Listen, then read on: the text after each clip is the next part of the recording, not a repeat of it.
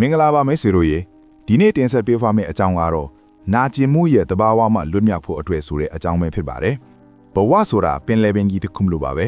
လှိုင်းပပိုးတွေတခါတရံဂိမ်းတက်နေတတ်သလိုတခါတရံမှာတော့မမျော်လင့်ပဲပြင်းထန်တဲ့မုန်တိုင်းတွေရိုက်ခတ်တတ်ပါတယ်ကျွန်တော်တို့အားလုံးဟာတစ်ချိန်မဟုတ်တစ်ချိန်မှာနာကျင်မှုကိုခံစားရပါတယ်ချစ်ရသူနဲ့ခွဲခွာရတာမျော်လင့်ချက်တွေပျက်စီးတာဒါမှမဟုတ်ကိုယ်ခန္ဓာရဲ့ဝေဒနာတွေ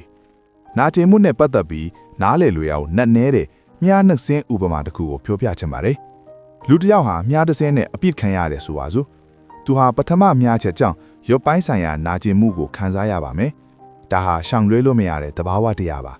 ဒါပေမဲ့အဲ့ဒီလူကပဲငါဘာလို့အပြစ်ခံရတာလဲဘသူပြစ်တာလဲ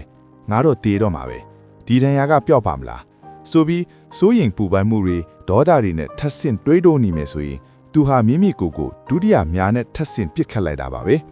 ပထမမြားကတော့လောကဒဏ်ကပေးတဲ့နာကျင်မှုပါဒုတိယမြားကတော့ကျွန်တော်တို့ရဲ့စိတ်ကဖန်တီးတဲ့ဝေဒနာပါလောကမှာပထမမြားကိုရှောင်လွှဲဖို့ခက်ခဲခြင်းခက်ခဲပါလိမ့်မယ်ဒါပေမဲ့ဒုတိယမြားနဲ့ကိုကိုထပ်မနာအောင်တော့ကျွန်တော်တို့တားဆီးလို့ရပါတယ်နာကျင်မှုကိုလွတ်ချဖို့ဆိုတာပထမမြားကိုမခံစားရအောင်လုပ်တာမဟုတ်ပဲဒုတိယမြားကိုဆွဲနှုတ်ပစ်လိုက်တာကိုဆိုလိုတာပါပြီးတော့ကျွန်တော်တို့တွေဟာနာကျင်မှုကိုဘာလို့အကြာကြီးခံစားနေရတာပါလဲအဖြေကတော့ရှင်းပါတယ်ကျွန်တော်တို့ကအဲ့ဒီနာကျင်မှုကိုစုပ်ကင်ထားမိလို့ပါပဲဥပမာပူနေတဲ့မီးခဲကိုကင်ထားတယ်လို့ပါလူတစ်ယောက်ဟာတစ်ဖက်လူကိုဒေါသထွက်ပြီးဖြစ်ပေါက်ဖို့အတွက်ပူလောင်နေတဲ့မီးခဲကိုလက်နဲ့ကြစ်ကြစ်ပအောင်စုပ်ကင်ထားတယ်ဆိုပါစို့တစ်ဖက်လူကိုမထိမှန်ခင်မှာကိုယ်လက်ကအရင်ဆုံးလောင်ကျွမ်းသွားမှာပါပဲ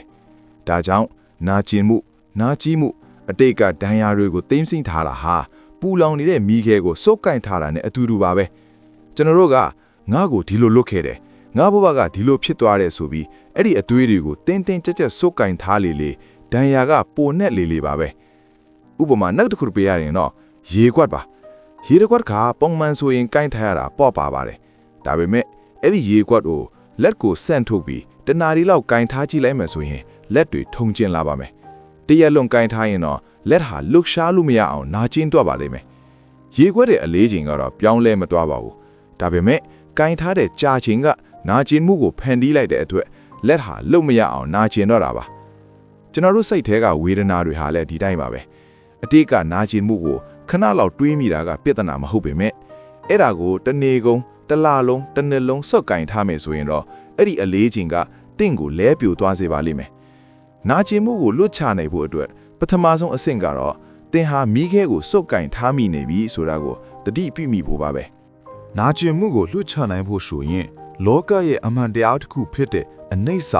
impermanence ကိုနားလည်ဖို့လိုပါတယ်ဗုဒ္ဓမင်းစွာကအရာရာဟာစီးဆင်းနေတဲ့မြည်ရည်လိုပဲလို့သင်ကြားခဲ့ပါတယ်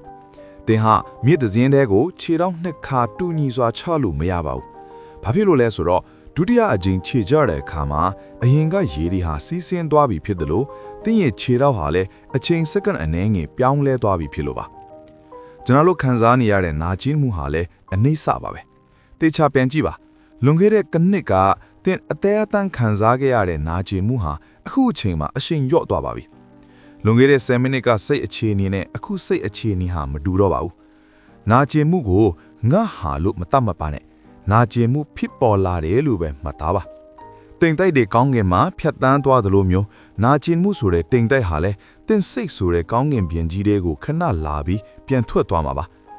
ပြဿနာကကျွန်တော်တို့ကအဲ့ဒီတိမ်တိုက်ကိုဇွတ်ဆွဲထားပြီးဒါငါတိမ်တိုက်ဒါငါနာကျင်မှုလို့အပိုင်စီးမှုကျူးစားတာပါတကယ်တော့နာကျင်မှုဆိုတာဧည့်သည်ပါဧည့်သည်ကိုဧည့်သည်လို့ပဲဆက်ဆံပါလာခွင့်ပြုပါ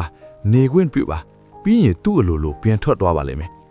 ထွန်းထုတ်ဖို့မကြိုးစားပါနဲ့ထွန်းထုတ်ခြင်းဟာလည်းစုပ်ကင်ခြင်းတစ်မျိုးပါပဲနာကျင်မှုကိုကူစားဖို့အတွက်ဗုဒ္ဓမြတ်စွာကစားတဆုပ်ဥပမာနဲ့ဆုံးမခဲ့ပူပါတယ်ဖန်ခွက်တစ်ခုထဲကရေထဲကိုစားတဆုပ်ထည့်လိုက်ရင်အဲ့ဒီရေဟာတောက်လို့မရအောင်ငံသွားပါလိမ့်မယ်ဒါပေမဲ့အဲ့ဒီစားတဆုပ်ကိုပဲဂင်္ဂာမြစ်ကြီးထဲကိုပစ်ထည့်လိုက်ရင်တော့မြစ်ရေဟာငံသွားမှာမဟုတ်ပါဘူး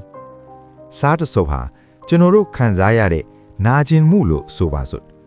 တင်းရဲ့စိတ်နှလုံးဟာဖန်ခွက်လေးလိုတင်းငယ်ကျင်းမြောင်းနေရင်နာကျင်မှုဟာတင်းဘဝတစ်ခုလုံးကိုခါတတ်သွားစေပါလိမ့်မယ်ဒါပေမဲ့တင်းရဲ့စိတ်နှလုံးကို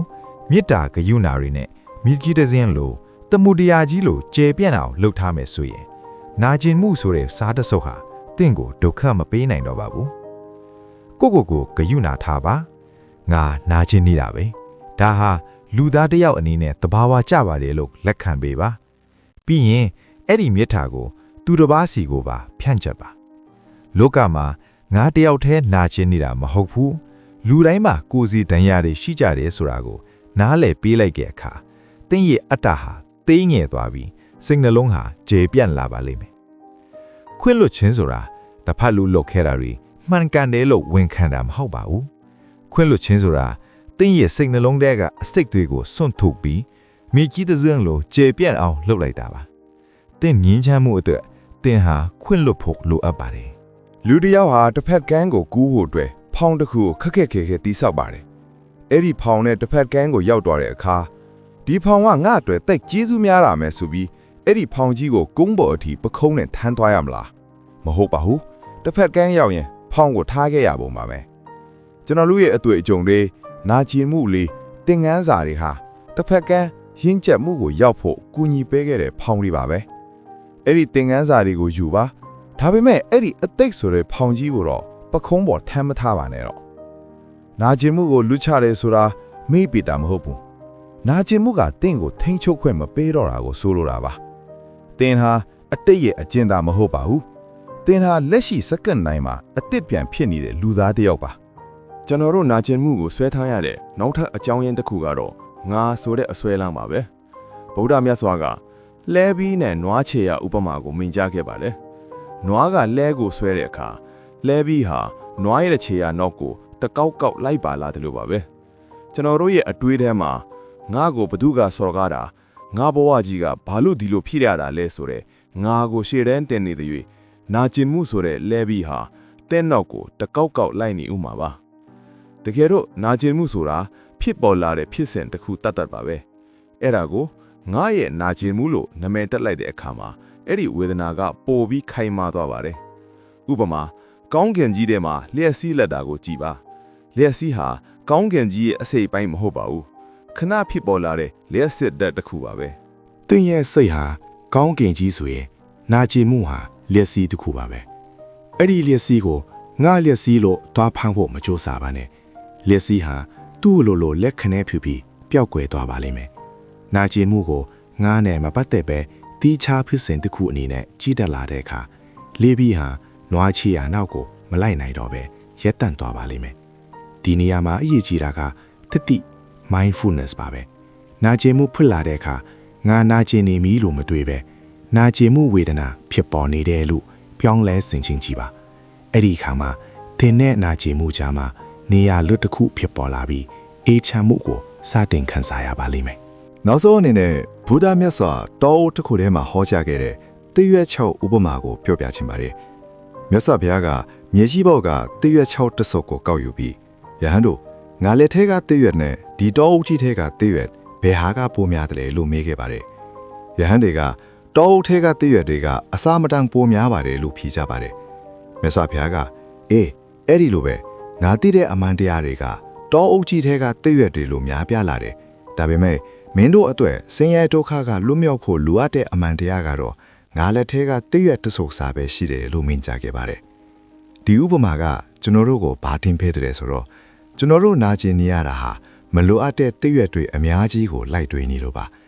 အတိတ်ကဘာဖြစ်ခဲ့လဲအနာဂတ်မှာဘာဖြစ်အောင်မလဲဆိုတဲ့တရွက်တွေဟာတောအုပ်ကြီးတစ်ခုလုံးစာလောက်များပြားပြီးတင့်ကိုဝင်ပြီးစေပါတယ်